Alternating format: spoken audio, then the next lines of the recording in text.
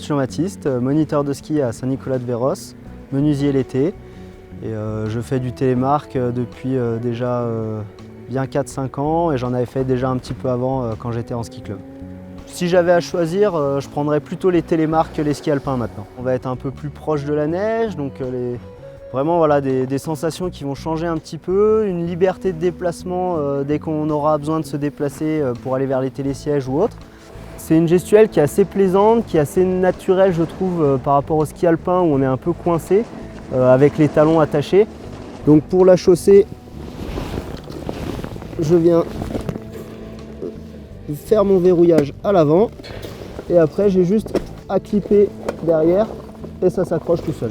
Ce qui va changer énormément, c'est la chaussure avec un soufflet qui va permettre de venir de plier un petit peu la chaussure et après une fixation qui va venir accrocher en pince de chaque côté, devant et derrière, sous le pied, pour pouvoir venir faire la flexion en fente. Le télémark, on va dire, il y a quelques années en arrière, on n'en voyait presque plus.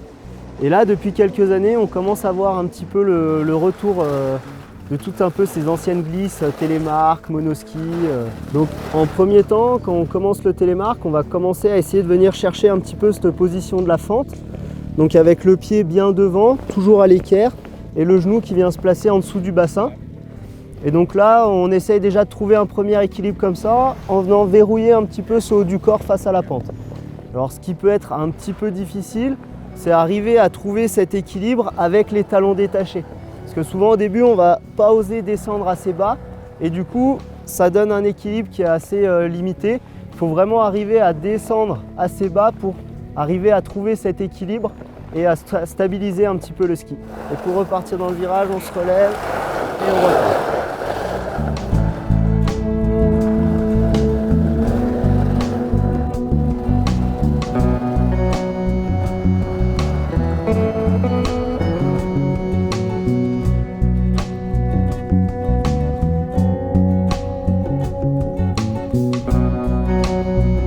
Les bâtons, ça va être comme en ski alpin. Au tout début, quand on commence, on ne les prend pas forcément pour vraiment arriver à trouver son équilibre. Et après, ils vont juste venir en fait pour ressentir un petit peu notre position. Ils vont traîner un petit peu dans la neige pour nous donner en gros une idée de là où est notre corps dans l'espace. Alors pour maîtriser un petit peu, on va dire qu'il faut déjà un petit peu quelques heures pour arriver à trouver cette position, cette stabilité. Et après, une fois qu'on a la position, c'est des petits réglages, donc ça vient assez vite.